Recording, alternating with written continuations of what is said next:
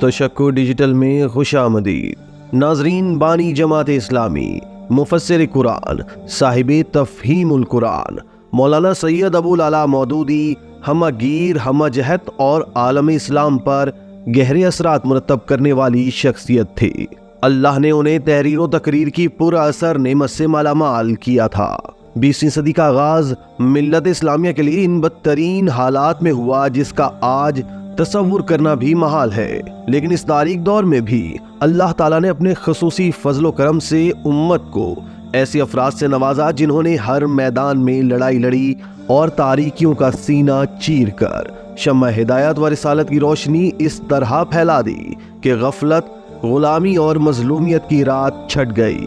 अहयाए इस्लाम और उम्मत के एक आलमगीर कुव्वत की हैसियत से उभरते आसारे सुबहनू की तरह नमूदार हो गए। अल्लाह के पसंदीदा नफूस जिनसे उसने ये काम लिया, उनमें मौलाना सैयद अबुल आला मौदूदी को एक मुनफरिद मकाम हासिल है।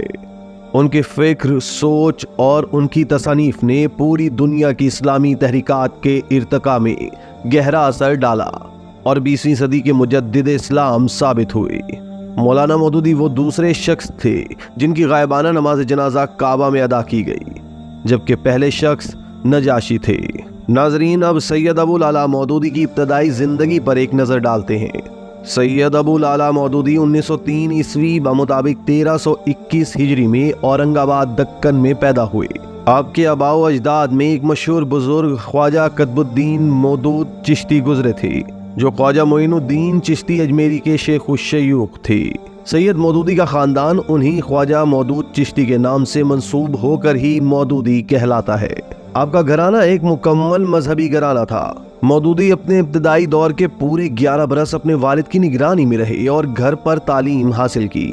बाद अज़ां उन्हें मदरसा फुरकानिया औरंगाबाद की 8वीं जमात में बराह रास्त दाखिल किया गया।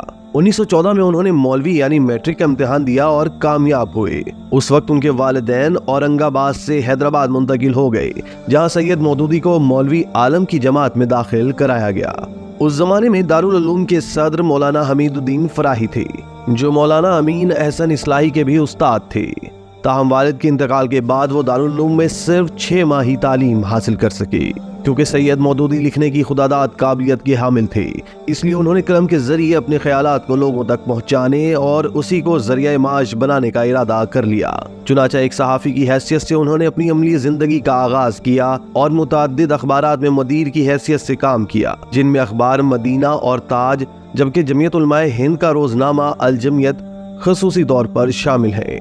नाजरीन, जिस जमाने में सैयद मौदूदी अल जमिया के मुदीर थे, एक शख्स स्वामी श्रद्धानंद ने शुद्धि की तहरीक शुरू की, जिसका मकसद ये था कि मुसलमानों को हिंदू बना लिया जाए। चुनाचे इस तहरीक की बुनियाद नफरत, दुश्मनी और तासुब पर थी और उसने अपनी किताब में हजरत मोहम्मद सल्लल्लाहु अलैहि वसल्लम की तौहीन की, जिस पर मुसलमान नौजवान इल्म दीन ने गैरत ईमानी में आकर स्वामी श्रद्धानंद को कत्ल कर दिया। इस पर पूरे हिंदुस्तान में एक शोर बर्पा हो गया। हिंदू दीन इस्लाम पर हमला करने लगे और ऐलानिया ये कहा जाने लगा कि इस्लाम तलवार और तशद्दुद का मजहब है। इन्हीं दिनों में मौलाना मोहम्मद अली जौहर ने जामा मस्जिद दिल्ली में तकरीर की, जिसमें बड़ी दर्द मंदी के साथ उन्होंने ज़रूरत का इजहार किया कि काश कोई शख्स इस्लाम के मसला जहाद की पूरी वजाहत करे, ताकि इस्लाम के खिलाफ जो गलत फहमियाँ आज फैलाई जा रही हैं वो ख़त्म हो जाएं। इस पर सैयद मौदूदी ने अल जहाद फिल इस्लाम के नाम से एक किताब लिखी। उस वक्त सैयद मौदूदी की उम्र सिर्फ 24 बरस थी।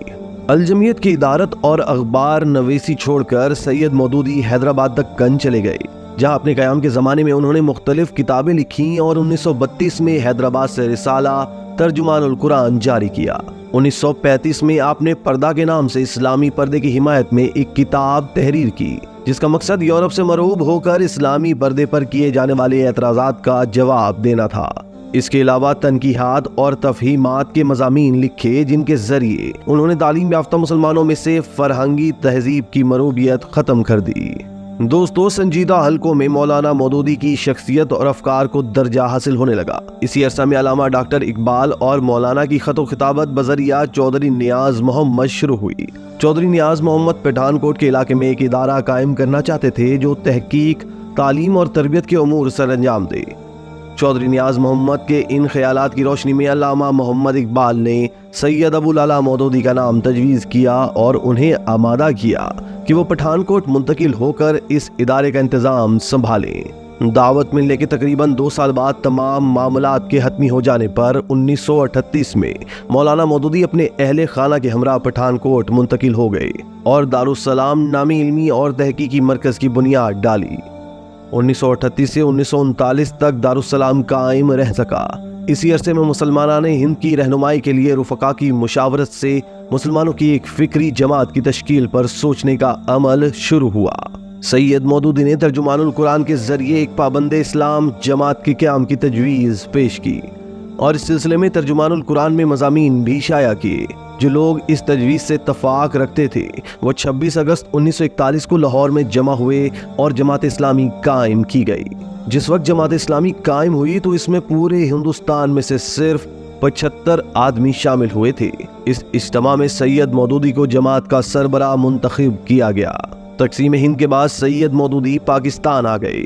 پاکستان میں قائد اعظم کے انتقال کے اگلے ہی ماہ یعنی اکتوبر 1948 میں اسلامی نظام کے نفاذ کے مطالبے پر آپ گرفتار کر لیے گئے۔ گرفتاری سے قبل جماعت کے اخبارات کوثر، جہان نو اور روزنامہ تسنیم بھی بند کر دیے گئے۔ سید مودودی کو اسلامی نظام کا مطالبہ اٹھانے کے جرم میں گرفتار کیا گیا تھا، لیکن الزام یہ دھرا گیا کہ وہ جہاد کشمیر کے مخالف تھے۔ قرارداد مقاصد کی منظوری سے قبل اس کا متن بھی مودودی کو ملتان جیل میں دکھایا گیا تھا۔ انہیں 20 ماہ بعد 1950 میں رہائی ملی۔ ناظرین، 1953 میں سید مودودی نے قادیانی مسئلہ کے نام سے ایک چھوٹی سی کتاب تحریر کی جس پر انہیں گرفتار کر لیا گیا اور پھر انہیں یہ کتابچہ لکھنے کے جرم میں سزائے موت کا حکم سنا دیا گیا۔ سزائے موت سنانے کے خلاف ملک کے علاوہ عالم اسلام میں بھی شدید رد عمل ہوا، جن میں مصر کی اسلامی جماعت اخوان المسلمون کے رہنما علامہ حسن الزیبی، کابل سے علامہ نور مشائخ المجددی، فلسطین کے مفتی اعظم الحاج محمد حسینی کے علاوہ الجزائر اور انڈونیشیا کے علماء نے حکومت پاکستان سے رابطہ کر کے سید مودودی کی سزائے موت کے خاتمے کا مطالبہ کیا، جبکہ شام کی دارالحکومت دمشق میں ان کی سزائے موت کے خلاف مظاہرہ کیا گیا۔ بالآخر حکومت نے سزائے موت کو 14 سال قید کی سزا میں تبدیل کر دیا، تاہم وہ مزید 2 سال اور 11 ماہ تک زندان میں رہے اور بالآخر عدالت عالیہ کے ایک حکم کے تحت رہا ہوئے۔ ناظرین، 1963 میں سید مودودی نے جماعت اسلامی کا سالانہ جلسہ لاہور میں منعقد کرنے کا فیصلہ کیا۔ حکومت نے اس کو روکنے کی پوری کوشش کی اور منٹو پارک کی بجائے بھاٹی دروازے کے باہر تنگ جگہ میں جلسہ کرنے کی اجازت دی۔ بعد ازاں لاؤڈ اسپیکر استعمال کرنے کی اجازت دینے سے بھی انکار کر دیا گیا۔ 25 اکتوبر کو جلسہ شروع ہوا۔ سید مودودی نے تقریر شروع ہی کی تھی کہ جلسہ گاہ میں موجود نامعلوم افراد نے فائرنگ شروع کی، جس سے جماعت اسلامی کا ایک کارکن جاں بحق ہو گیا، تاہم مودودی بچ گئے۔ ناظرین، مولانا مودودی کو اردو زبان کا سب سے بڑا ادیب سمجھا جاتا ہے، یا یہ کہہ لیجئے کہ سب سے بڑے ادیبوں میں ان کا شمار ہوتا ہے۔ غالب کے خطوط کے بعد ان کی سی نثر نگاری شاید ہی کسی اور کے حصے میں آئی ہو۔ مشکل سے مشکل مضمون اس طرح بیان کرتے کہ کم علم اشخاص کے بھی ذہن نشین ہو جاتا۔ مولانا مودودی کی تفسیر تفہیم القرآن کا ترجمہ دنیا کی بیشتر زبانوں میں ہو چکا ہے۔ وہ محدث بھی تھے اور مورخ بھی۔ عملی سیاست میں بھی حصہ لیا اور اپنا نقش جمایا۔ وہ جمہوریت کو پاکستان کے لیے آکسیجن قرار دیتے تھے کہ اس کے بغیر اس کا وجود ممکن نہیں ہوگا۔ زیر زمین سرگرمی ان کے نزدیک حرام تھی۔ کھلی سیاست کی اور اسی پر زور دیتے رہے۔ وہ کسی بھی مقصد کے لیے مسلح جدوجہد کے قائل نہیں تھے، یہاں تک کہ ریاست کو بھی کسی دوسری ریاست کے خلاف خفیہ جنگ کی اجازت نہیں دیتے تھے کہ اعلان کے بغیر جنگ کا اختیار ریاست کے پاس بھی نہیں ہے۔ وہ دلیل کی تلوار سے مخالف کا سامنا کرتے اور اسے گھائل کر دیتے۔ وہ مسٹر تھے نہ ملا۔ جدید اور قدیم دونوں نظام ہائے تعلیم کی کمزوریوں پر ان کی نظر تھی۔ وہ دونوں کی خوبیوں کو یکجا کرنے پر زور دیتے رہے۔ انہیں وہ نوجوان پسند تھے جن کا دل قدیم ہو اور دماغ جدید۔ ناظرین، مولانا امریکہ میں زیر علاج تھے جب 22 ستمبر 1979 کو اس دنیا سے رخصت ہوئے۔ ان کی میت وطن روانگی کے لیے 5 بر اعظموں سے گزری اور ہر بر اعظم میں ان کی نماز جنازہ ادا کی گئی۔ آپ کا جسد خاکی ذیلدار پارک اچھرا لاہور میں رہائش گاہ میں مدفون ہے۔ اللہ تعالیٰ آپ پر اپنی رحمتوں کا نزول فرمائے۔